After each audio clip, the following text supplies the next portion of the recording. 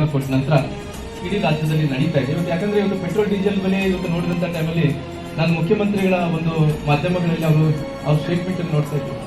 ಈ ರಾಜ್ಯದಲ್ಲಿ ಇಷ್ಟು ರೇಟ್ ಇದೆ, ಈ ರಾಜ್ಯದಲ್ಲಿ ಈ ರೇಟ್ ಇದೆ, ಈ ರಾಜ್ಯದಲ್ಲಿ ಈ ರೇಟ್ ಇದೆ ಅಂದ್ರೀಗ ಇವರು ಅದು ಸ್ವಯಂಕೃತ ಅಪರಾಧ ಮಾಡ್ಕೊಂಡಿರೋ ಕಾರಣ ಇವತ್ತು ಡೀಸೆಲ್ ರೇಟು ಪೆಟ್ರೋಲ್ ರೇಟ್ ಜಾಸ್ತಿ ಮಾಡೋಂಥ ಕೆಲಸ ಇವರು ಸರ್ಕಾರ ಮಾಡಿರೋ ಕಾರಣ ಎಲ್ಲೋ ಒಂದು ಕಡೆ 3 ರೂಪಾಯಿ 3.5 ರೂಪಾಯಿ ಜಾಸ್ತಿ ಮಾಡಿದ್ದಾರೆ.